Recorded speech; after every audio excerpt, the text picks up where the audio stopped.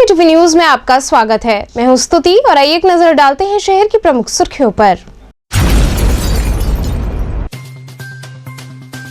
उद्योग विकास मंत्री सतीश महाना आए वाराणसी, कहा उत्तर प्रदेश में डबल इंजन की सरकार कर रही अच्छे कार्य।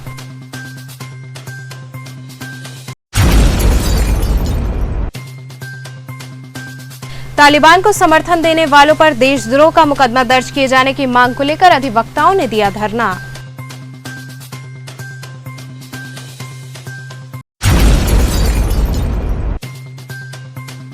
विश्वकर्मा पूजा पर अवकाश घोषित करने की मांग को लेकर समाज के लोगों ने अपनी आवाज की बुलंद।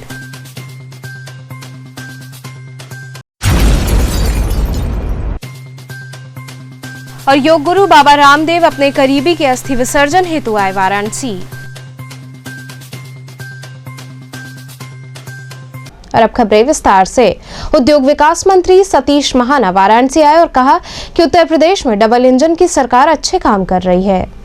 उद्योग विकास मंत्री सतीश महाना वाराणसी पहुंचे। उन्होंने बिना नाम लिए सपा पर निशाना साधा और कहा कि जिस तरह से पूर्वांचल की बात होती है तो पहले इटावा में एक परिवार कई बार से सरकार में रहे औद्योगिक क्षेत्र के मामले में अपेक्षित रहा, वहां उनका भय होता था औद्योगिक क्षेत्र में। मंत्री सतीश महाना ने कहा कि उत्तर प्रदेश में डबल इंजन की सरकार अच्छे कार्य कर रही है। विगत 4 वर्षों में औद्योगिक के क्षेत्र में हमारी सरकार ने पूर्व की सरकारों की अपेक्षा बेहतर काम किया है। आज उद्यमी अपने आप को हमारी सरकार में सुरक्षित महसूस कर रहे हैं। 1.5 वर्षों में कोरोना ने जिस तरह से प्रभाव डाला था उसको लेकर के हम वाराणसी के उद्यमियों के साथ बैठक करेंगे। देखिए, बनारस एक ऐतिहासिक नगरी है। बाबा विश्वनाथ जी के पवित्र स्थान के ऊपर दर्शन करने का भाव रहता है। इस कोविड काल में लगभग 1.5 वर्ष प्रदेश में मूवमेंट्स बहुत कम थे। पूर्वांचल का इंडस्ट्री के नाते से सबसे महत्वपूर्ण शहर है। इंडस्ट्रीज के साथ बातचीत होना मेरा स्वभाव है और हम हमेशा बातचीत करते रहे। इन 1.5 सालों में वर्चुअली बातचीत ज़्यादा हुई। इंडस्ट्रियल एरियाज जो यहाँ करें उनका काफ़ी हमने काम करा है। इंडस्ट्रीज़ के नाते से एक महत्वपूर्ण पॉलिसी लाके आज उत्तर प्रदेश इंडस्ट्रीज़ का एक नया डेस्टिनेशन है पूरे देश के इंडस्ट्रीज़ के लिए और दुनिया भर की इंडस्ट्रीज़ के लिए। तो उस नाते से विभागीय समीक्षा हो, इंडस्ट्रीज से बातचीत हो, कार्यकर्ताओं से मिलना हो, इस उद्देश्य के साथ में आज यहाँ पर आया। पूर्वांचल में काफ़ी पिछड़ा पड़ रहा है इंडस्ट्री के क्षेत्र में। पूर्वांचल उपेक्षित रहा है। पूर्वांचल नहीं, पूरा प्रदेश ही मैं इस बात को कहूँ कि पूर्व की सरकारों में उपेक्षित है। इंडस्ट्रियल कनेक्ट नहीं था। पूर्वांचल की बात आप करते हो, मैं तो कहता हूँ इटावा जहाँ से एक परिवार कई बार सरकार रहा है, वहाँ भी एक इंडस्ट्री नहीं आती थी क्योंकि उनके नाम का भय होता था। इंडस्ट्रीज़ को ये लगना चाहिए कि सरकारें उनके सहयोग के लिए, उनके साथ समन्वय के लिए, उनकी सुरक्षा के लिए। ये भाव नहीं था पहले, ऐसी व्यवस्थाएं नहीं थी, ऐसा दिखता नहीं था लोगों को। आज इंडस्ट्रीज़ को लगता है कि हमारे उत्थान के लिए सरकार बनी है, हमारे साथ कोऑर्डिनेशन वाली सरकार है, इंडस्ट्रीज़ को हैंड होल्डिंग करने वाली सरकार है। और ये हमने प्रूव कर दिया ease of doing business ranking में, जहाँ पर उत्तर प्रदेश का कोई स्थान नहीं होता था, 14वां, 15वां, 16वां स्थान होता था, हम दूसरे नंबर के ऊपर आए। आज जितना निवेश उत्तर प्रदेश में विगत इन 4 वर्षों के अंतर्गत आया, और मैं इस बात को बड़े गर्व के साथ कह सकता हूँ कि कोविड काल में भी जितना निवेश उत्तर प्रदेश में आया, शायद देश के अन्य किसी स्टेट में इतना इन्वेस्टमेंट्स नहीं हुए। तो उस नाते से इंडस्ट्रियलाइजेशन और इंडस्ट्रीज़ को आगे बढ़ाने के उद्देश्य के साथ आज मैं यहाँ पर इंडस्ट्रीज़ के साथ बातचीत करने के लिए उपस्थित हूँ। पिछली सरकारें जो भी थी उसमें उद्यमियों में और आज के उद्यमियों में कितना अंतर देखते हैं, और साथ ही अगर बात की जाए तो पहले अपराधियों का काफ़ी यहाँ बोलबाला था। देखिए, पिछली सरकार में एक डिस्कनेक्ट था इंडस्ट्रीज़ में और इंडस्ट्रीज़ के सरकार के बीच में तालमेल नहीं था, उनके एजेंडे में नहीं होता था। मैं विगत 31 साल से विधानसभा में हूँ, इंडस्ट्री के बारे में कोई चर्चा नहीं करता था। आज सौभाग्य से अगर हम प्रदेश की महत्वपूर्ण उपलब्धियां बताते हैं तो उसमें इंडस्ट्री एक अग्रणीय स्थान और महत्वपूर्ण स्थान रखता है। आज इंडस्ट्री चर्चा में होती, पहले इंडस्ट्री चर्चा में नहीं होती थी। हमारे पत्रकार मित्र हैं, आप लोग सब लोग हो, आपकी पुरानी फाइलें भी होंगी, पुराने अखबार भी होंगे, तो कभी इंडस्ट्री के ऊपर चर्चा ही नहीं होती थी। चर्चा किस पर होती थी? पहले चर्चा होती थी अपहरण हो रहा है, लूट हो रहा है, भ्रष्टाचार हो रहा है, गुंडागर्दी हो रही है। तालिबान को समर्थन देने वालों पर देशद्रोह का मुकदमा दर्ज किए जाने की मांग को लेकर अधिवक्ताओं ने धरना दिया। जिला मुख्यालय पर अधिवक्ताओं ने मौन होकर धरना दिया। इस बाबत अधिवक्ता कमलेश चंद्र त्रिपाठी ने कहा कि तालिबान के समर्थन में जो लोग हैं और उनको मुबारकबाद दिया जा रहा है। हिंदुस्तान में ऐसी मानसिकता के लोगों के ऊपर देशद्रोही का मुकदमा कर गिरफ्तार किया जाना चाहिए और नजर बंद कर देना चाहिए। इसी को लेकर हम मौन धारण कर धरना दे रहे हैं और जिलाधिकारी कौशल राज शर्मा को ज्ञापन देकर उत्तर प्रदेश के मुख्यमंत्री और देश के प्रधानमंत्री नरेंद्र मोदी से ये मांग किया है कि अफगानिस्तान के मुस्लिम शरणार्थियों का प्रवेश प्रतिबंधित किया जाए व गैर मुस्लिमों को भारतीय नागरिकता दिए जाने के बाबत अपने स्तर में समुचित वैधानिक कार्रवाई किया जाए।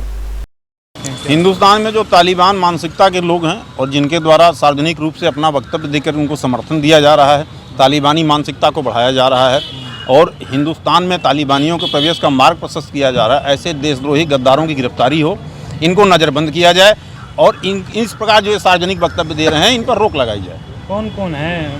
महबूबा स्वरा भास्कर हैं, महबूबा मुफ्ती हैं, मुनव्वर राणा हैं, ममलूर रहमान हक हैं, एक सपा सांसद हैं। ये लोग आपकी बातों का समाज पर प्रभाव पड़ता है और आपकी बातों से अगर समाज प्रभावित होता है तो आप इस प्रकार का वक्तव्य न देंगे जो देशवासियों की सुरक्षा के लिए खतरा हो।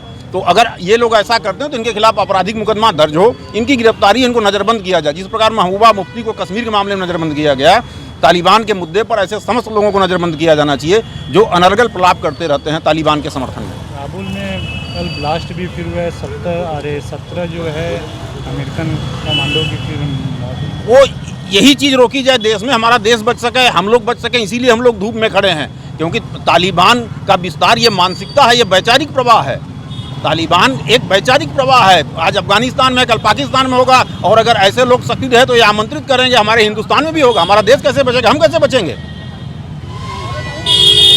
क्या चाहते हैं, क्या मांग है? हमारी मांग है कि जो लोग भी तालिबान के समर्थन में वक्तव्य दे रहे हैं इनको गिरफ्तार किया जाए, इनको नज़रबंद किया जाए, इनके खिलाफ जो कठोरतम दंड होता है वो कार्रवाई की जाए इनके खिलाफ। इससे फिर करते हैं मांग। हमारी मांग प्रधानमंत्री महोदय से है, हमारी मांग गृह मंत्री से है, मुख्यमंत्री आदित्यनाथ जी से है। विश्वकर्मा पूजा पर अवकाश घोषित करने की मांग को लेकर समाज के लोगों ने अपनी आवाज बुलंद की। ऑल इंडिया यूनाइटेड विश्वकर्मा शिल्पकार महासभा के तत्वाधान में समाज के सैकड़ों लोगों ने शास्त्री घाट पर विश्वकर्मा पूजा अवकाश की मांग को लेकर राष्ट्रीय अध्यक्ष अशोक कुमार विश्वकर्मा के नेतृत्व में धरना दिया एवं जिलाधिकारी के माध्यम से मुख्यमंत्री को ज्ञापन प्रेषित किया। धरने में शामिल लोग अपनी मांगों से संबंधित नारे लिखी हुई तख्तियां लिए हुए थे। इस अवसर पर राष्ट्रीय अध्यक्ष अशोक कुमार विश्वकर्मा ने कहा कि देश में अनेक महापुरुषों, देवी देवताओं एवं राजनेताओं के नाम पर उनके सम्मान में अवकाश घोषित है। भगवान विश्वकर्मा देव शिल्पी तथा सृजन एवं रचना के देवता माने जाते हैं और वह सभी जाति धर्म के लोगों की आस्था के प्रतीक हैं। विश्वकर्मा पूजा का पर्व पौराणिक परंपरा के साथ ही विश्वकर्मा समाज की सांस्कृतिक विरासत, सामाजिक पहचान और गौरव का प्रतीक पर्व है। उन्होंने बताया कि पूर्ववर्ती सरकार में विश्वकर्मा पूजा का अवकाश घोषित था, जिसे वर्तमान सरकार ने महापुरुष का दर्जा देते हुए रद्द कर दिया, जिससे भगवान विश्वकर्मा में आस्था रखने वाले सैकड़ों लोगों की भावनाओं को गहरा आघात लगा है। उन्होंने कहा कि मुख्यमंत्री योगी आदित्यनाथ ने घोषणा किया था कि भगवान विश्वकर्मा के जीवन चरित्र को शैक्षिक पाठ्यक्रमों में शामिल किया जाएगा, जिसे आज तक पूरा नहीं किया गया। विश्वकर्मा समाज की मांग है कि सरकार अपना वादा पूरा करते हुए विश्वकर्मा पूजा पर्व 17 सितंबर का सार्वजनिक अवकाश घोषित करे।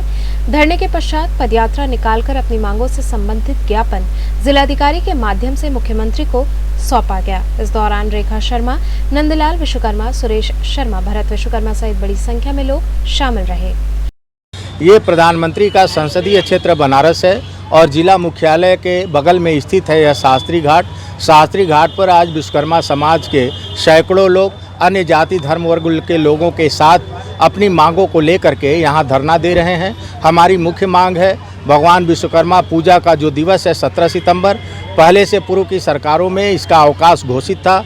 योगी जी पदारूढ़ होने के बाद से इस अवकाश को रद्द कर दिए हैं, जिससे भगवान विश्वकर्मा में आस्था रखने वाले सभी जाति धर्म वर्ग के करोड़ों लोगों की आस्था और भावनाओं को गहरी चोट पहुंची है। और हमारी यह लगातार पिछले कई सालों से यह संघर्ष चल रहा है। सरकार हमारी मांगों की लगातार उपेक्षा और अनदेखी कर रही है, जिससे लोगों में गहरा आक्रोश है। आज हम यहाँ धरना के माध्यम से सरकार से यह मांग करते हैं कि 17 सितंबर विश्वकर्मा पूजा दिवस का सरकार पूर्व की भांति सार्वजनिक अवकाश घोषित करे। मुख्यमंत्री जी ने इस समाज के साथ एक वायदा किया था कि हम भगवान विश्वकर्मा के जीवन चरित्र को शैक्षिक पाठ्यक्रमों में शामिल करेंगे। हमारी यह मांग है कि सरकार अपने इस घोषणा को, वायदे को आज पूरा करे। हम मुख्यमंत्री जी के संज्ञान में इन बातों को लाने के लिए, अपनी मांगों को लाने के लिए आज जिला कलेक्टर के माध्यम से पूरे प्रदेश भर में हम ज्ञापन दे रहे हैं। पदयात्रा आयोजित है, धरना आयोजित है। हम लगातार सड़कों पर उतर करके संघर्ष कर रहे हैं। समाज के लोग आर पार की लड़ाई के मूड में हैं। अगर सरकार ने इस अवकाश को घोषित नहीं किया तो आने वाले चुनाव में समाज के लोग सरकार को सबक सिखाने का फैसला कर लिए हैं और इस सरकार को हम नहीं चाहते और चुनाव में इस सरकार का बहिष्कार करेंगे, इन्हें हराने का काम करेंगे। मांगे अगर पूरी नहीं होती हैं तो क्या कार्रवाई आपकी तरफ से? हमारे लोग इस सरकार को वोट नहीं करेंगे। जो विश्वकर्मा समाज के हित की बात करेगा, हमारे सम्मान, स्वाभिमान, सामाजिक अस्तित्व, संस्कार, परंपरा की बात करेगा, हम उसके साथ खड़े होंगे, उन्हें समर्थन करेंगे और भारतीय जनता पार्टी की सरकार को पदच्युत करेंगे, इन्हें हटाएंगे। शास्त्री घाट पे हम लोग धरना दे रहे हैं और हम लोग विश्वकर्मा पूजा की छुट्टी के अवकाश को लेकर धरना दे रहे हैं कि 17 सितंबर को छुट्टी था वो अवकाश बहाल किया जाए। जब से योगी सरकार आई है तब से ये छुट्टी को निरस्त कर दिए हैं। तो आज सभी वर्ग के लोग, सभी जाति समूह के लोग यहाँ एकत्रित हुए हैं कि विश्वकर्मा छुट्टी बहाल किया जाए। देखिए, तानाशाही सरकार है, इनको जो समझ में आ रहा है वो कर रहा है, लेकिन हम सभी समाज के लोग एक साथ एकत्रित होकर फिलहाल छुट्टी बहाली के लिए हम लोग धरना दे रहे हैं और सरकार से लगातार लड़ाई लड़ते रहेंगे जब तक ये छुट्टी घोषित न हो जाए। जैसे चुनाव भी है, ये बिल्कुल चुनाव है। अगर ये छुट्टी घोषित नहीं की, उनका परिणाम उनको भुगतना पड़ेगा 22 में, क्योंकि सिर्फ विश्वकर्मा समाज के लोग ही विश्वकर्मा छुट्टी के लिए, बहाली के लिए नहीं है, सभी जाति समूह के लोग इसमें एकत्रित हुए हैं कि बहाल किया जाए, वो चाहे वो हिंदू हो, चाहे मुस्लिम हो, चाहे सिख हो, क्योंकि हर जाति समूह के लोग ये काम करते आए हैं। वहीं विश्वकर्मा भगवान की जयंती के मौके पर सार्वजनिक अवकाश घोषित किए जाने की मांग को लेकर विश्वकर्मा ब्रिगेड के लोगों ने समाजवादी पार्टी के महानगर अध्यक्ष विष्णु शर्मा के नेतृत्व में जिला मुख्यालय पहुंचकर अपनी आवाज बुलंद की। इस दौरान विश्वकर्मा समाज के लोगों ने एसीएम चतुर्थ को अपना ज्ञापन सौंपते हुए सार्वजनिक अवकाश की मांग दोहराई। विश्वकर्मा समाज के लोग हैं हम लोग और यहाँ पर अखिल भारतीय विश्वकर्मा शिल्पकार महासभा के ब्रिगेड के जिला अध्यक्ष अभिषेक विश्वकर्मा, महानगर के अध्यक्ष रोशन विश्वकर्मा, पार्षद प्रतिनिधि बिज्जू विश्वकर्मा, बचाओ विश्वकर्मा, तमाम विश्वकर्मा समाज के लोग आज हम लोग आए हैं। हम लोगों का विश्वकर्मा समाज की पहचान, हम लोगों का सार्वजनिक अवकाश 17 सितंबर से है और 17 सितंबर को पूरे देश और प्रदेश में समस्त कल कारखानों में, सरकारी उपक्रमों में आराध्य देवता भगवान विश्वकर्मा पूजे जाते हैं और लोग शिद्दत के साथ उस दिन उत्सव भी मनाने का काम करते हैं। चाहे राज्य सरकार का उपक्रम हो, चाहे केंद्र सरकार का उपक्रम हो, हमारे आराध्य देवता हर जगह उनका पूजन होता है और लोग विश्वकर्मा पूजा मनाते हैं। मगर भारतीय जनता पार्टी की सरकार ने विश्वकर्मा समाज के सम्मान को कुठाराघात पहुंचाने के लिए, विश्वकर्मा समाज के अस्तित्व को नेस्त नाबूद करने के लिए हम लोगों के सार्वजनिक अवकाश को महापुरुष की संज्ञा में रखते हुए उत्तर प्रदेश की सरकार ने निरस्त कर दिया और हम लोग विश्वकर्मा समाज के लोग लगातार आज हम लोग करीब 3 वर्षों से लगातार मांग कर रहे हैं। सड़क पे हम लोगों ने धरना प्रदर्शन करने के साथ साथ हम लोगों ने राज्यपाल को भी ज्ञापन दिया, मगर उत्तर प्रदेश की सरकार विश्वकर्मा समाज के सम्मान के साथ लगातार अभी तक कुठाराघात कर रही है। विश्वकर्मा समाज के लोगों ने संकल्प ले लिया है कि 2022 के चुनाव में यही विश्वकर्मा समाज के लोग, और विश्वकर्मा समाज की बहुत बड़ी ताकत है देश और प्रदेश में, और यही विश्वकर्मा समाज के लोग 2022 के विधानसभा के चुनाव में सरकार को हिलाकर और विदाई भी हम लोग तय करने का काम करेंगे। यही विश्वकर्मा समाज के लोग महानगर अध्यक्ष है, तो समाजवादी पार्टी क्या रणनीति अपना रही है? विश्वकर्मा समाजवादी पार्टी के राष्ट्रीय अध्यक्ष परम आदरणीय श्रद्धेय माननीय अखिलेश यादव जी ने विश्वकर्मा समाज के लोगों को शुरू से और अब तक लगातार सम्मान बढ़ाया और एमएलसी से लेके मंत्री तक बनाया, और मैं एक छोटा सा कार्यकर्ता हूं विश्वकर्मा समाज का। माननीय अखिलेश यादव जी ने मेरे जैसे छोटे से कार्यकर्ता को विश्वकर्मा समाज का महानगर अध्यक्ष तो मैं है हूं और समाजवादी पार्टी का महानगर का अध्यक्ष बनाकर ताकत बढ़ाने का काम किया। और हमारे राष्ट्रीय अध्यक्ष जी 17 सितंबर को लखनऊ पार्टी कार्यालय में खुद भगवान विश्वकर्मा का पूजन करेंगे और भगवान विश्वकर्मा। अभिषेक जी, किस प्रकार का आप लोगों का ये नाम? ये विश्वकर्मा ब्रिगेड वाराणसी की तरफ से राज्यपाल महोदय को ये ज्ञापन दिया जा रहा है जिलाधिकारी महोदय के माध्यम से। 17 सितंबर भगवान विश्वकर्मा पूजा की सार्वजनिक अवकाश पूर्व की सरकार ने, अखिलेश यादव की सरकार ने छुट्टी अवकाश किया हुआ था, सार्वजनिक अवकाश। और जब से ये पूर्व मुख्यमंत्री योगी आदित्यनाथ जी बने हैं, उन्होंने भगवान विश्वकर्मा भगवान को महापुरुषों का श्रेणी में रखते हुए उन्होंने सार्वजनिक अवकाश समाप्त कर दिया। और इसके वजह से विश्वकर्मा समाज में काफ़ी रोष है। इस वजह से हम लोगों ने डीएम महोदय के माध्यम से हम लोगों ने यहाँ पर ज्ञापन देने का। क्या आश्वासन मिला? आश्वासन ये मिला कि ये आपका लेटर वहाँ तक पहुँच जाएगा, आपका राज्यपाल महोदय जी इस पर। योग गुरु बाबा रामदेव अपने करीबी की अस्थि विसर्जन हेतु वाराणसी आए। योग गुरु बाबा रामदेव अपने करीबी तमिलनाडु निवासी सुब्रमण्यम की अस्थि विसर्जन के लिए वाराणसी पहुंचे। शिवाला घाट पर परिवार द्वारा अस्थि विसर्जन पूजा में बाबा रामदेव भी शामिल रहे। बाबा रामदेव ने बताया कि तमिलनाडु के सुब्रमण्यम, जो अनुराधा जी के पिता और कृष्णमूर्ति के ससुर हैं, उनका निधन हो गया है। उनकी मोक्ष की कामना के लिए हम उनके परिवार के संग वाराणसी में आए हैं, क्योंकि उनके साथ हमारा घरेलू संबंध है। बाबा रामदेव ने कहा कि अंतिम यात्रा में अपने करीबी के साथ होना, ये मैं अपना उत्तरदायित्व समझता हूँ, इसलिए उन्हें श्रद्धांजलि देने यहाँ आया हूँ। वहीं राजनीतिक बातों पर बाबा रामदेव ने बोलने से इनकार कर दिया।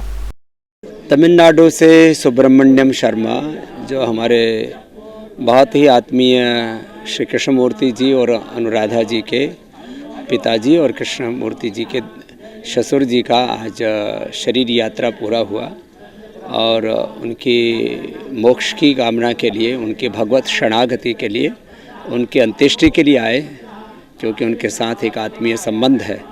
और अंतिम यात्रा में अपने आत्मीय जनों के साथ खड़ा होना, ये मैं अपना उत्तरदायित्व समझता हूँ, इसलिए उनको श्रद्धांजलि देने के लिए यहाँ पर आए। बीएचयू के दो पक्ष के छात्रों में पार्टी के दौरान जमकर मारपीट हुई, जिसमें दोनों तरफ से पेट्रोल बम फेंके गए। काशी हिंदू विश्वविद्यालय परिसर में गुरुवार दिन भर कई घटनाएं हुई। दिन में छात्रों का धरना प्रदर्शन, विभागाध्यक्ष को बंधक बनाने के साथ ही देर रात को पार्टी के दौरान हॉस्टल में विवाद हो गया। रात की घटना के बाद परिसर में पुलिस बल की तैनाती कर दी गई है। विश्वविद्यालय परिसर के राजाराम मोहन राय हॉस्टल के कमरे में पार्टी के दौरान कहासुनी और गाली गलौज मारपीट में बदल गई। बताया जा रहा है कि बिरला बी और राजाराम हॉस्टल के छात्रों में कहासुनी और गाली गलौज के बाद जमकर मारपीट शुरू हो गई। कुछ ही देर में जमकर पत्थरबाजी शुरू हो गई। इसके बाद दोनों छात्रावासों के छात्र आमने सामने पत्थरबाजी और पेट्रोल बम चलाने लगे। सूचना पर कई थानों की फोर्स मौके पर पहुंची। कुछ देर बाद मामला शांत हुआ और दोनों पक्ष हॉस्टल में चले गए। इस दौरान बीच बचाव करने में बीएचयू चौकी प्रभारी राजकुमार पांडे के हाथ में चोट भी आई है। इंस्पेक्टर लंका महेश पांडे ने बताया कि शराब पार्टी के दौरान मारपीट हुई है, लेकिन अब मामला शांत है। क्या पूरा प्रकरण है आज बीएचयू में? आज बीएचयू में दो छात्रावास, बिरला छात्रावास और राजाराम छात्रावास के बच्चे आपस में किसी बात को लेकर लड़ाई की, जिसमें एक दूसरे के ऊपर पत्थर भी मारे गए, जहां ईंट के टुकड़े इत्यादि पड़े हुए हैं। यूनिवर्सिटी प्रशासन द्वारा पुलिस को सूचना दी गई और कॉल किया गया कि पुलिस की फोर्स यहाँ पे आए, जिसके तहत पुलिस की विभिन्न थानों की फोर्स यहाँ पे भेजी गई। साथ में ACPs भी आए हैं, ADCP प्रोटोकॉल भी आए हैं और साथ में मैं भी आया हूँ, ताकि मौके पे देख के शांति व्यवस्था बनाई जा सके। वर्तमान में यहाँ पे शांति व्यवस्था कायम है। जो भी दोनों हॉस्टल के स्टूडेंट हैं, उन दोनों के बीच में जो भी मारपीट हुई उसके संबंध में वो एक लिखित सूचना दे रहे हैं, जिसके तहत अग्रिम विधिक कार्रवाई कराई जाएगी। पेट्रोल बम और फायरिंग की भी सूचना आ रही है कि ये ऐसी सूचना भी विभिन्न सूत्रों से प्राप्त हुई है। जैसा ही कंप्लेंट रहेगा, उस कंप्लेंट के आधार पर हम लोग कार्रवाई करेंगे। कलेक्ट्रेट परिसर में नवस्थापित स्टाम्पिंग सुविधा केंद्र का उद्घाटन हुआ। कलेक्ट्रेट परिसर में नवस्थापित स्टाम्पिंग सुविधा केंद्र का उद्घाटन राज्य मंत्री रविंद्र जायसवाल के कर कमलों से संपन्न हुआ। उद्घाटन समारोह में स्टाम्प एवं निबंधन विभाग के समस्त कर्मचारीगण, stock holding corporation of India limited के पदाधिकारीगण एवं वाराणसी के तीनों बार के एसोसिएशन के पदाधिकारी के साथ ही अधिवक्तागण व अन्य लोग उपस्थित रहे। इस अवसर पर मंत्री रविंद्र जायसवाल ने प्रदेश के 337 उप निबंधक कार्यालय परिसरों में 15 सितंबर तक stock holding corporation of India limited द्वारा ई स्टाम्पिंग सुविधा केंद्र को स्थापित कराने एवं माह दिसंबर 2021 तक निबंधन विभाग के 20 वर्ष पूर्व तक के अभिलेखों को ऑनलाइन फीड कराए जाने की घोषणा की। उद्घाटन कार्यक्रम के समापन के उपरांत उप महानिरीक्षक निबंधन रामानंद सिंह व सहायक महानिरीक्षक निबंधन सुरेश कुमार त्रिपाठी द्वारा राज्य मंत्री का आभार व्यक्त किया गया। उत्तर प्रदेश में ई स्टाम्प लागू कर दिया गया है। बनारस के मीडिया के माध्यम से, अधिवक्ताओं के माध्यम से संज्ञान में आ रहा था कि छोटे स्टाम्प कम मिल रहे हैं। कारण क्या था कि जो हमारे स्टाम्प वेंडर होते हैं यह एक उद्यम करते हैं। इनको जब स्टाम्प बेचते हैं तो इनको मिलता है कमीशन, तो छोटे स्टाम्पों पर कमीशन इनको कम लगता था, इसलिए थोड़ा इनकी बेचने में रुचि कम थी। उत्तर प्रदेश के अंदर अब स्टाम्प की प्रिंटिंग रोक दी गई है। उस सरकार के करीब 1500 करोड़ रुपए का रेवेन्यू बढ़ गया है। इस समय हम लोग ई स्टाम्प पर जोड़ रहे हैं। ई स्टाम्प का बनारस में काउंटर 2 जगह था जो कचहरी परिसर के बाहर था, और स्टाम्प वेंडर के यहाँ 10 रुपये के स्टाम्प कम मिलता था, क्योंकि उसकी कम से कम मिलता था। आज से कचहरी के अंदर जहाँ जिला डीएम बैठते हैं, ठीक उसके नीचे गैलरी में ई स्टाम्प काउंटर खोल दिया गया है। ई स्टाम्प काउंटर खोलने के बाद से चाहे वो 10 रुपये का हो, 50 रुपये का हो, 100 रुपये का हो, चाहे करोड़ों के स्टाम्प हो, यहाँ से आपको ई स्टाम्प मिलेगा और जितना से उतना मिलेगा। अब आज के बाद से यह किल्लत नहीं रहेगा। ऐसा है, जल्दी पूरे हम करने जा रहे हैं यूपी में इसी अगस्त के लास्ट तक उनको दिया गया टारगेट कि हर जिला मुख्यालय में अथवा रजिस्ट्री दफ्तर के अंदर ये खोला जाएगा। सितंबर तक पूरे यूपी जितने रजिस्ट्री ऑफिस हैं, जो बनारस माली गंगापुर है, रात तालाब है, रामनगर है, सब जगह खोल दिया जाएगा, ताकि अधिवक्ता को या क्रेता को या स्टाम्प यूज़र को किन्हीं प्रकार की दिक्कत न हो। जितना उनका रेट है उतना ही मिलना है, उसमें कमीशन रहता है इंक्लूड, यानी कि 10 रुपये में ऑलरेडी वेंडर अगर उससे अधिक लेता है तो अपराध करता है। 10 रुपये में सरकार उसका कमीशन रखी है, तो कमीशन के बाद कोई लेगा क्षमा नहीं किया जाएगा। और सपोर्ट के लिए स्टाफ कॉर्पोरेशन का यहाँ खोल दिया गया ऑफिस, जहाँ से आप 10 रुपये, 50 रुपये, 100 रुपये, यहाँ तक कि करोड़ों के स्टाम्प मिल सकते हैं आपको। स्टाम्प की कालाबाजारी न हो, ऐसी मॉनिटरिंग के लिए कोई सुविधा इसीलिए किया गया है ना कि स्टाम्प वेंडर के बारे में शिकायत आ रही थी। यह छोटे स्टाम्प कम बेचते हैं, क्योंकि कमीशन कम मिलता है इनको, व्यापार कम उनका होता है। तो जब स्टाफ कॉर्पोरेशन सारा पूरा यूपी का स्टाम्प वही बेच रहे हैं, तो उनको दिया गया निर्देश कि आप छोटे छोटे जनपद में भी जा करके अपना काउंटर खुद खोदिए। अगर स्टाम्प वेंडर बेचे, अगर उनकी रुचि कम है तो आप बेचेंगे। यहाँ रुकेंगे एक छोटे से ब्रेक के लिए। आप बने रहिए KTV के साथ।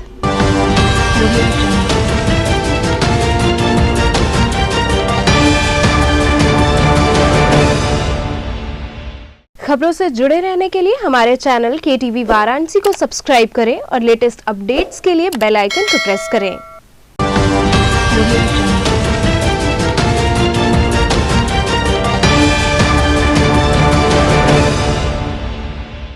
ब्रेक के बाद आपका स्वागत है।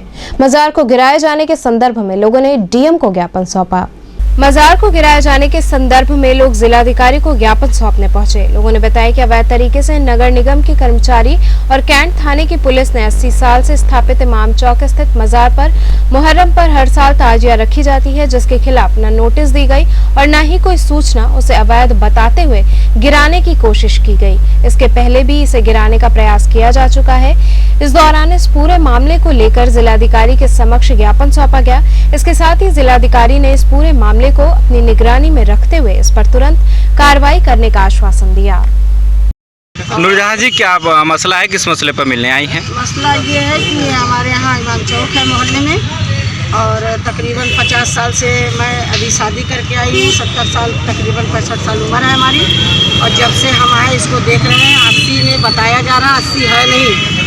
और जिसने बनवाया, जिसके दादा ने बनवाया, वो व्यक्ति अभी इंतकाल किए हैं 108 साल के होकर के। तो हम ये 100 से पार है तकरीबन।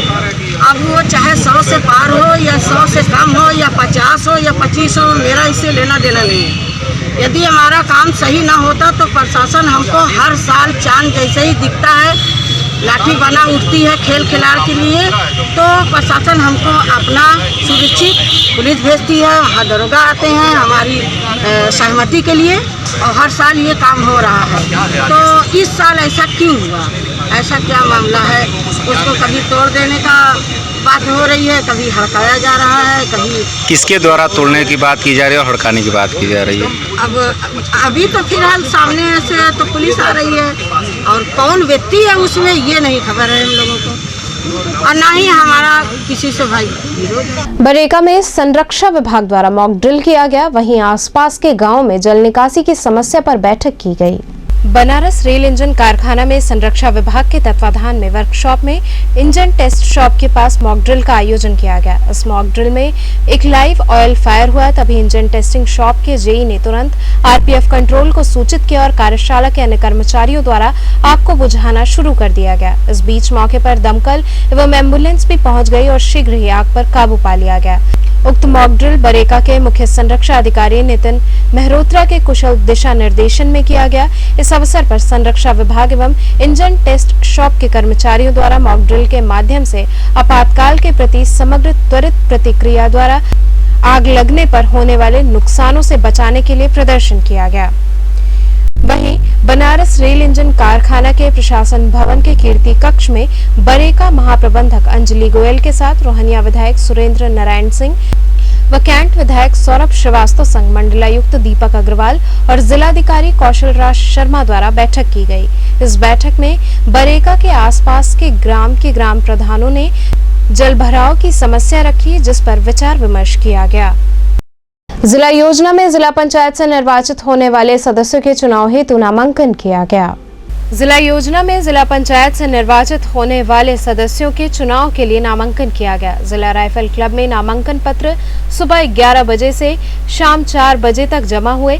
इसके बाद नामांकन पत्रों की जांच शाम 4 बजे के बाद की गई। नामांकन पत्रों की वापसी आगामी 31 अगस्त को होगी तथा मतदान 3 सितंबर को किया जाएगा। इस समिति में प्रभारी मंत्री अध्यक्ष होते हैं, जबकि सांसद विधायक सदस्य होते हैं। इस समिति के अंतर्गत विकास योजनाओं का खाका तैयार किया जाता है। इसमें शिक्षा, स्वास्थ्य, सड़क, उद्यान आदि के लिए बजट पास होता है। इसका कार्यकाल 5 वर्षों का होता है। जिला पंचायत में जिला योजना समिति के सदस्यों का निर्वाचन होना है। उसके लिए आज जो है 11 बजे से लेकर के 4 बजे तक नामांकन प्रक्रिया चलेगी। उसके बाद हम फिर फार्म का परीक्षण करेंगे और फिर उसको प्रकाशित करेंगे कितने फार्म जो है अप्लाई किए गए हैं इस जिला योजना समिति के सदस्यों के पद के लिए। अभी तक हमारे पास 18 आवेदकों ने आवेदन किया है और अभी 4 बजे तक का समय है, हम इंतज़ार कर रहे हैं उनका। सर, समिति में कितने सदस्यों की संख्या होती है? यहाँ पे जो टोटल समिति के सदस्यों की संख्या है 19 है और 19 में से 18 पदों के लिए आवेदन आ चुके हैं। जिला योजना समिति में 19 सदस्य हैं। उन लोगों का सबकी सहमति से 19 लोगों का निर्विरोध निर्वाचन हो रहा है। आज नामांकन भरा गया। क्या प्रक्रिया अपनाई गई है? सभी लोग सदस्यों का सबका सहमति है, सभी लोग, कोई विरोध नहीं है, सबका सहमति से सब लोग 19 लोग अपना आज नामांकन दिए हैं। जिला योजना समिति का ये चुनाव संपन्न होने के बाद क्या कुछ विकास को गति मिलने की? जी, विकास क्षेत्र में विकास का कार्य तेज़ी से हो और आगे की जो भी हमारे क्षेत्र में विकास अच्छे से हो और तेज़ी से हो और मानक जो उसकी गुणवत्ता हो अच्छी हो। और क्या क्या कार्य उसमें हुए हैं जिला योजना समिति में? जिला योजना समिति में देखिए हमारी जो सड़कों से लेकर और जो भी स्वास्थ्य से लेकर शिक्षा से लेकर जो भी समस्याएं हैं उसको दूर किया जाएगा। कुल कितने आज यहाँ पे हैं लोग? 19 लोग जी। रस वर्षा संस्थान द्वारा डॉक्टर पूर्णिमा भारती के निधन पर श्रद्धांजलि सभा आयोजित की गई। कवियों, साहित्यकारों, पत्रकारों, समाज सेवियों की ओर से सामाजिक संस्था रस वर्षा संस्थान के तत्वाधान में डॉक्टर पूर्णिमा भारती के निधन पर श्रद्धांजलि सभा का आयोजन किया गया, जिसकी अध्यक्षता काशी हिंदू विश्वविद्यालय के पूर्व मुख्य पुस्तकालय अध्यक्ष कवि चकाचौंध ज्ञानपुरी ने की। इस अवसर पर उपस्थित वक्ताओं ने डॉक्टर पूर्णिमा भारती को नमन करते हुए उनके व्यक्तित्व कृतित्व पर प्रकाश डाला। इस अवसर पर मुख्य रूप से दिनेश सिंह, सलीम शिवालवी, राजेश मिश्रा, अहमद आजमी, आर्यन उपाध्याय आदि लोग उपस्थित रहे।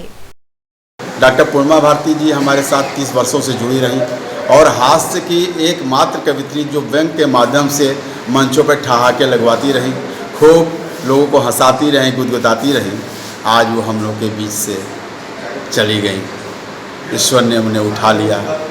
शायद स्वर्ग में भी हास्य कवित्री की ज़रूरत थी, इसलिए हम लोग का साथ छोड़कर चली गई।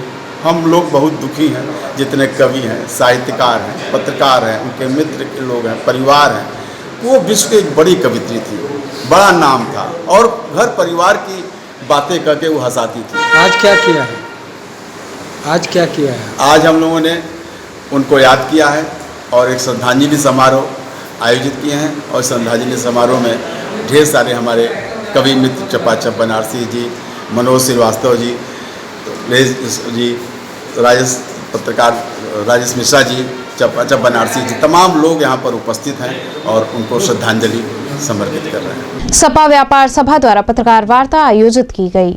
समाजवादी व्यापार सभा के प्रदेश उपाध्यक्ष एवं पूर्वांचल प्रभारी प्रदीप जायसवाल ने पत्रकारों से मुखातिब होते हुए बताया कि उत्तर प्रदेश में आगामी विधानसभा चुनाव 2022 में समाजवादी पार्टी की सरकार तथा राष्ट्रीय अध्यक्ष अखिलेश यादव को पुनः मुख्यमंत्री बनाने के लिए पार्टी और उसके सभी 16 प्रकोष्ठों के संगठन प्रदेश अध्यक्ष नरेश उत्तम पटेल के नेतृत्व में सक्रिय भूमिका निभा रहे हैं। उन्होंने बताया कि आगामी 29 अगस्त को पैगंबरपुर पंचक्रोशी मार्ग स्थित Shri Ram PG college of commerce and education के प्रांगण में वाराणसी स्नातक खंड क्षेत्र से एमएलसी आशुतोष सिन्हा के मुख्य आतिथ्य में एक भव्य जिला कार्यकर्ता सम्मेलन एवं व्यापारी सम्मान समारोह का आयोजन किया गया है। क्या है आज किस लिए कॉन्फ्रेंस बुलाई गई है? परसों 29 अगस्त 2021 को समाजवादी व्यापार सभा के जिला और महानगर संगठन के नेतृत्व में एक बहुत बड़ा लगभग 1000 हमारे कार्यकर्ताओं का जिला कार्यकर्ता सम्मेलन और व्यापारी सम्मान समारोह का आयोजन किया जा रहा है। उस कार्यक्रम के मुख्य अतिथि वाराणसी स्नातक खंड के हमारे सम्मानित एमएलसी आशुतोष सिन्हा जी होंगे। हम लोग व्यापारी सम्मान समारोह से और जिला कार्यकर्ता सम्मेलन के माध्यम से हुंकार भरेंगे। समाजवादी पार्टी ने लगातार व्यापारियों के लिए कार्य किया है। इस बार व्यापारी समाज भी समाजवादी पार्टी की तरफ आशावादी निगाहों देख रहा है। अब व्यापारियों के सहयोग से समाजवादी पार्टी की सरकार बनने जा रही है, इसका आह्वान किया गया है। मंच में कौन कौन लोग शामिल होंगे, क्या है इस बार? हमारे व्यापारी समाज के जो सम्मानित चेहरे बनारस के जो व्यापार मंडल के हैं या किसी सामाजिक संस्था जुड़े हुए हैं, ऐसे लोगों को हम मंच पर बैठाकर एक संदेश देना चाहेंगे। क्योंकि अक्सर ये देखा जाता है कि व्यापारी समाज जो पूरे केंद्र प्रदेश की अर्थव्यवस्था में घटती है, जब उसके सम्मान की बात आएगी, जब उसके हित की बात आएगी, तो शायद राजनीतिक दल उनको उतना सम्मान नहीं देते जितना देना चाहिए। आपने देखा है कि जब भी देश और प्रदेश में जब भी आपात स्थितियाँ आई हैं, व्यापारी समाज हमारा अपने परिवार का चिंता न करके, अपनी जान की परवाह न कर, जैसा कि आपने देखा कोरोना काल में तन मन धन से शासन प्रशासन जरूरत पर सेवा करता है, राहत कार्य पहुँचाता है। लेकिन जहाँ सम्मान की बात आती है तो व्यापारियों के लक्ष्य मंच तक ही सीमित रखा जाता है, उनको व्यवस्था के लिए रखा जाता है। तो इस मंच के माध्यम से क्या संदेश देने का प्रयास होगा? हम लोग इस कार्यक्रम के माध्यम से संदेश देना चाहते हैं कि जो केंद्र प्रदेश सरकार की कुनीतियाँ हैं, जिससे हमारा व्यापारी समाज परेशान है, मरमाहत है, जो उसके सरकारी विभाग हैं, चाहे सेल टैक्स हो, बाट माप हो, श्रम विभाग हो, खास सुरक्षा हो, उसके जो कर्मचारी अधिकारी हमारे व्यापारियों का उपयोग करते रहते हैं, उनके खिलाफ हम लोग लामबंद हो गए हैं। और समाजवादी पार्टी की सरकार ने जो लगातार व्यापारी हित में काम किए हैं, व्यापारी समाज उस चीज़ को याद कर रहा है। और जैसा कि राष्ट्रीय अध्यक्ष अखिलेश यादव ने कहा था कि इस बार जब 2022 में समाजवादी पार्टी की सरकार हमारे व्यापारियों साथियों की मदद से आएगी, तो व्यापारियों के सम्मान के लिए व्यापारी आयोग का गठन किया जाएगा। जो जटिल जीएसटी उसको सरलीकरण किया जाएगा। जो ऑनलाइन मार्केट है, जिससे हमारा छोटा खुदरा व्यापारी परेशान बर्बाद हो रहा है, उस पर प्रभावी अंकुश लगाने का काम किया जाएगा। तमाम ऐसी चीजें हैं जो समाजवादी पार्टी ने घोषणा किया व्यापारी। चाइनीज मंजे के खिलाफ बैडमिंटन खिलाड़ी अजय शंकर तिवारी द्वारा अभियान चलाया जा रहा है। प्रधानमंत्री के संसदीय क्षेत्र में पतंगबाजी बहुत ही विख्यात है। यहाँ पतंग शौकीनों की एक लंबी चौड़ी तादाद है जो आसमान में अपनी पतंगबाजी के करतब दिखाते हैं, मगर उनके पतंगबाजी का शौक कई लोगों की जान पर बनाता है। इसकी कोई दूसरी वजह नहीं बल्कि एक ऐसा मांझा है जो जानलेवा साबित हो रहा है। चाइना के इस मांझे से बनारस में जहां अब तक कई लोगों की मौत हो चुकी है, तो वहीं कई लोग इससे चोटिल भी हो चुके हैं। ऐसे में चाइनीज मांझे की बिक्री और इस्तेमाल पर पूरी तरह से रोक लगाने के लिए पतंग प्रेमी और बैडमिंटन खिलाड़ी अजय शंकर तिवारी ने अभियान चलाया। पिछले दिनों मान मंदिर घाट पर एक होटल में पतंग प्रेमियों और पतंग कारोबारियों की बैठक हुई, जिसमें चाइनीज मांझे के खिलाफ रणनीति बनी। तय हुआ कि पतंग उड़ाने वाले चाइना के मंझे को नहीं खरीदेंगे, तो वहीं विक्रेताओं ने भी इसे न बेचने की बात कही। इस अभियान को अब जन आंदोलन की शक्ल देने के लिए शहर भर में जागरूकता अभियान चलाया जाएगा। 50% नहीं 80% दुकानदार चाइना बेचते हैं। जो छोटे दुकानदार हैं, सप्लाई बड़ों से हुआ, ये भी एक्सेप्ट कर रहे हैं कि हम लोग भी बेचे हैं, लेकिन इनका पूरा का माल पूरे हिंदुस्तान में सप्लाई होता है। ये बड़े कारोबारी हैं। ये पतंग का पूरे बनारस में इनसे ज़्यादा पतंग बनना किसी के पास नहीं। इनका डोर का काम बहुत बड़ा काम आज से नहीं है। छोटे साहब इनके पिताजी थे, गुजर गए। ये औरंगाबाद एक नामी दुकान था। इनके पिताजी हम लोग को पतंगबाजी सिखाए। हाईवे पर हुई 2 अलग अलग सड़क दुर्घटना में 4 लोगों की मौत हो गई। लंका थाना अंतर्गत विश्व सुंदरी पुल पर बड़ा हादसा टला। रॉन्ग साइड से ट्रैक्टर के आने से ट्रक ड्राइवर बचाते हुए हाईवे से नीचे उतर गया। गाड़ी पलट गई, लेकिन ड्राइवर खलासी दोनों सुरक्षित हैं। टिंगरा मोड़ से ट्रक टोल टैक्स की तरफ जा रही थी, वहीं टोल टैक्स से ट्रैक्टर रामनगर जा रही थी। वहीं मिर्जा मुराद थाना क्षेत्र के खजरी पुलिस चौकी के पास हाईवे पर 3 ट्रकों की आपस में जोरदार टक्कर हो गई, जिसमें कई लोग घायल हो गए। वहीं गंभीर चोट लगने से इलाज के दौरान ड्राइवर व खलासी सहित 2 की मौत हो गई। तो चलते चलते पुनः एक नजर डालते हैं शहर की प्रमुख सुर्खियों पर। उद्योग विकास मंत्री सतीश महाना आए वाराणसी, कहा उत्तर प्रदेश में डबल इंजन की सरकार कर रही अच्छे कार्य।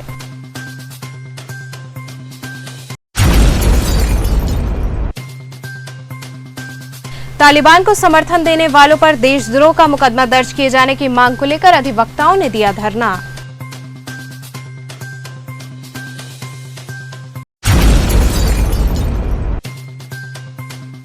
विश्वकर्मा पूजा पर अवकाश घोषित करने की मांग को लेकर समाज के लोगों ने अपनी आवाज की बुलंद।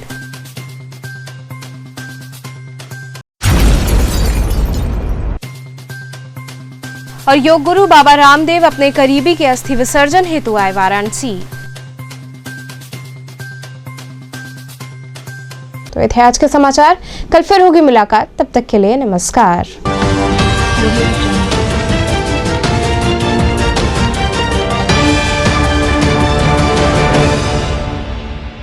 खबरों से जुड़े रहने के लिए हमारे चैनल KTV वाराणसी को सब्सक्राइब करें और लेटेस्ट अपडेट्स के लिए बेल आइकन को प्रेस करें।